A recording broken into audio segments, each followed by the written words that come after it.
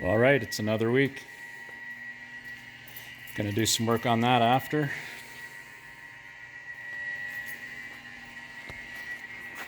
Got an Amazon order yesterday, Sunday afternoon.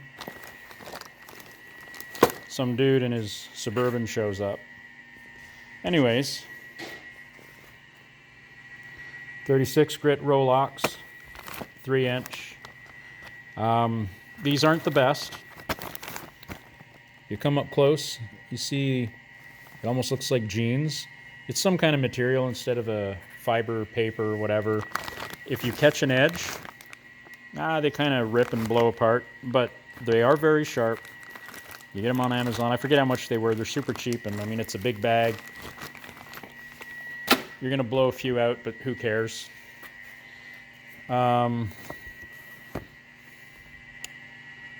This is pretty cool. So I want to give a shout out to Fitzy's Fabrications.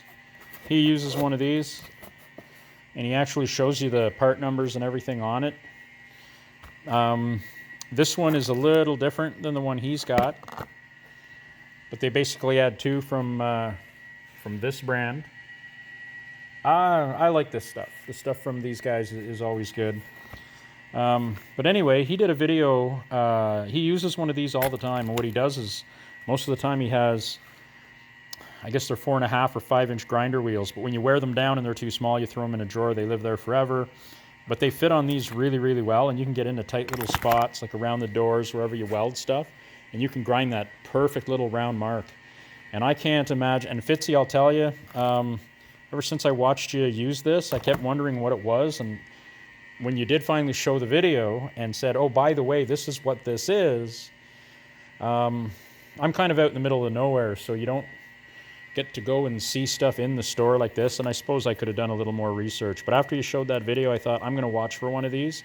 They had a big sale on a couple of these, and they were 100 and something, but I think this ended up going for 90 bucks. They did have the other model, and they're both about the same price, just this one was 90. And the only thing was they seemed to indicate that this one might be lighter, but when you looked at the weight, there you go, 317G. And I think the other one's a 317A. But anyway, it's a good company. They make good stuff. I'm not worried. Not too sure what this weird plasticky stuff is. Do not use this pad if I guess it's a pad that goes behind the paper. And here's a little one. Anyway, I didn't get it for that, so that don't really matter. But what I am going to do, I guess I forgot to order it. They make these rubber orange Waltech pads that go on. And basically, you run these behind it. What I like to use those on mainly, here's an old, this is an old 2-speed polisher. I put it on low speed, and you can strip stuff pretty quickly. And I mean, I've got good polishers. I'd never use that on my car. I don't know how good it is, but any polisher with variable speed that you can turn it down. That one's a 2-speed, but it's slow enough when you turn it down.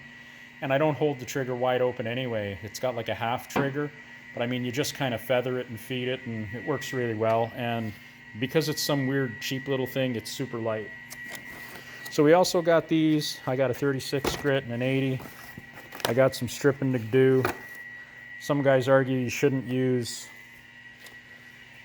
and I'm not sure if I understand that. If anyone can explain it to me in the comments, that'd be great. So basically, some guys are saying if you do 36 grit everywhere, the cuts are too deep in the metal and it'll pinch the Bondo, or the filler.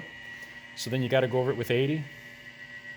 If anyone knows more about that, let me know, just because I'm curious.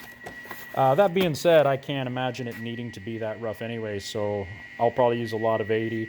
You know, use what I like to do anyway, and I do this with anything, is I'll use a 36 or 40 just to cut the paint, like say 80% of the way through, and then I usually go to 80 just to clean it up anyways, because you don't want to remove a bunch of metal. I'm a little jumpy today. The ice is falling off the roof. So that was pretty cool. Now, I don't know if you remember, we were working on that. I put a bunch of fill on, so I decided I'd order this. I usually just do this by hand, but some of these cars, the quarters are getting really long. I think this is the ticket right here. They make the red one, which is the heavy duty. And there's a lot of these you can buy. I don't think you have to buy an expensive one. But they had this, again, this was an open package sale. And there was tape here, and it was taped, but it looked funny, so somebody probably retaped it. But I mean, that's never been touched. They always say there could be scratches or minor, you know, blah, blah, blah when they do that. And then they knock like 20%, 15%, whatever. I forget what this was. I think it was like 180 for 125 or maybe 160. I can't remember. But yeah, it's good. Look, after I use this once, it ain't never going to look that pretty again. So they claim this one is lighter than the red one, and I forget by how much, but it wasn't very much. So I wouldn't even worry about that. But again, it's an IR. I think it'll be good. Good thing to talk about, especially guys that don't know this yet, you know, if you're doing this at home or whatever. You don't need that. You look above the fender there, there's a hand one. You get the papers at any auto store and they're good. You know what, let's talk about those. Blocks, right? So there's a lot of blocks that you can use. I've got this, and I believe that's 40. That is 40 grit. That takes things down pretty fast, but in this case, and the reason you want a rough grit, the rougher it is, the smoother it's going to cut it. Where once you get it cut so low, go to say an 80, and then at the very end finish it in a 180. So I also use these. There's a cheap little kit. It shows some clowns on the box. You get a whole bunch of them. You got to watch. You can spend like 80, 100 bucks on a box with a bunch of them in it. Now they've got linear blocks now, very expensive. I have a feeling that on a car like this long, especially that Cadillac up there, the linear blocks I'm sure would be awesome, but man, oh man, they're expensive. So what does a guy need, especially if you're doing this at home and you might do a couple of cars or 6 cars in a lifetime, you're not going to do 100. Try to get, well, here's the 2 that I use. Gosh,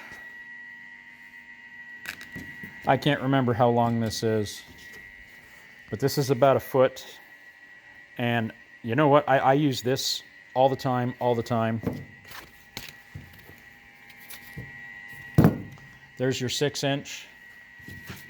So yeah, it's a 6-inch and 1 foot.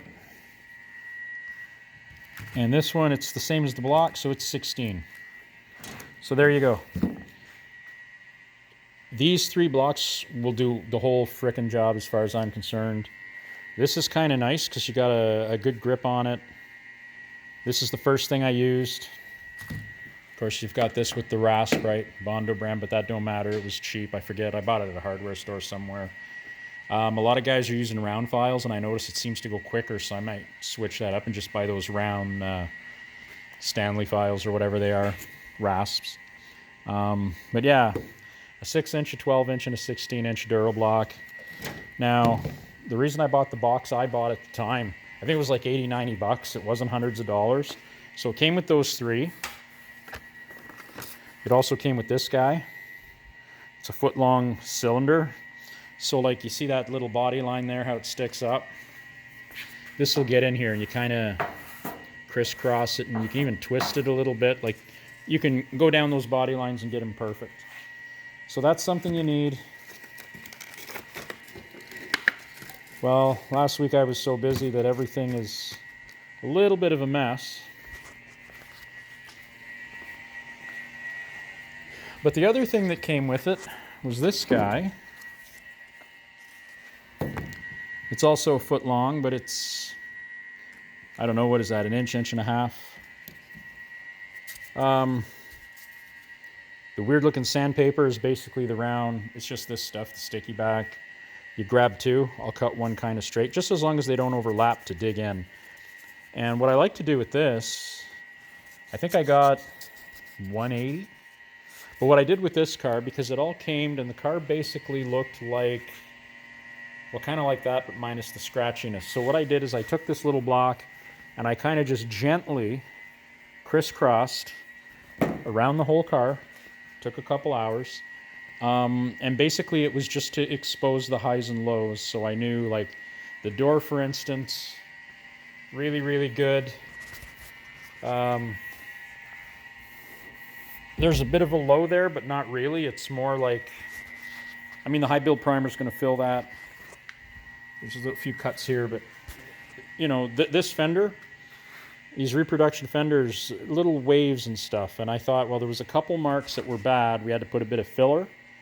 You could have maybe got away with the high build. But sometimes I find when you do that, I don't know if I want to trust the primer that much. You know, like you have a thick spot and then everywhere else is a little thinner when you've cut it down. So I like to do a bit of filler, and old school, you basically just flood it the way I did here. And I mean, this is actually really, really thin. I mean, it's a little bit heavier down in the corners because that's where, I guess from how they make the fender, that there was like some hollows. And then way up here somewhere. Anyway, and I just thought, you know what, let's catch all of them. So I got that tool. We'll basically block that all out with some 40, just to go over it. You know, get the bulk of it out. Then I'll probably go back to hand and use 80 and do that. And then sand it with 180, and then it's ready for the primer. Well, some guys will even prime at 80, but I don't know. I'll probably go, like I say, we'll do 40, 80, and then 180, and then prime. And I'll do like 2 coats. The roof I'll do 3 coats. So there's some inconsistencies up there. The doors will probably just get 1 coat because they're pretty nice. The front fenders will get maybe 2 coats. The hood's got to have some work yet, and then it's going to get 2 or 3 coats. But then it gives us something to block down. We rebuilt these. Down here didn't stick out enough. This car had been hitting the back end, and it wasn't all pulled back before it was rebuilt. So we basically, well, we kind of cheated and welded a chunk of steel in here up to here, and then ground it off until everything bolted on and fit. On this side, it fit really, really well, but we would have had to put like a 1/4 inch of Bondo in the fender because it was rounder than the fender, like this piece right here. So what I'd done is I'd cut through here, and the funny thing is the fender just kind of went out on its own. So when they installed these, I think they were just kind of pulled in tight. You can see some damage here, so it had been hit. Now he's got a piece for in there, so if he can find it, he's going to bring that to me and we'll weld it in. But if he doesn't, I'll weld a washer top and bottom.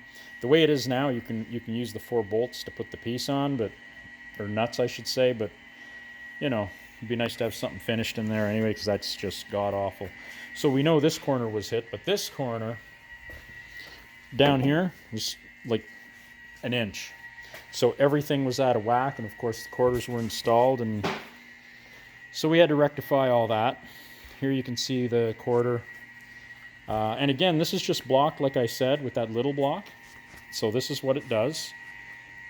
All those dark black marks, that's the EDP coating or whatever it is. So those are all basically lows. Now in this case, most of them I think would come out with the primer. They're barely there, but there's a whack mark here. I circled them, of course. They're going to require filler. And then once you get to here, from here forward to the door, well, we're going to fill that out and block it to the door, right? So anyway, that's what the blocks are for. If I get a chance, I'll do some videos of that. A lot of my videos were just to touch base with a few people that I know. And I think my videos, I don't do a lot of actual work in them. So I'm going to start doing some of that. I'll set up a camera and get some footage. I just never wanted to spend time editing. The last couple of years have been busy. I've been so far behind that the videos were a bit of an afterthought. Mostly updates. Here's a cool car painted, done, right? But I'll try to do a little more of that stuff, because that seems to be, it's fun. It's fun to do, and I got a little more time. I mean, I don't know. I'm booked for a long time, but anyway, we'll try to do what we can. Anyway, that's enough for today. If you got something out of that, that's great. Like I say, down the road, I'll start doing some videos showing more how-to stuff and talk less, work more. do a lot of 10-15 minute videos maybe. I don't know if I want to do the hour-long thing, but I don't know. We might get into some of that. We'll see how it goes. I notice a lot of people seem to like that 10-15 minute video stuff, so we'll do some of that. And I mean, sometimes I got 7 minutes, but it is what it is. Thanks for watching.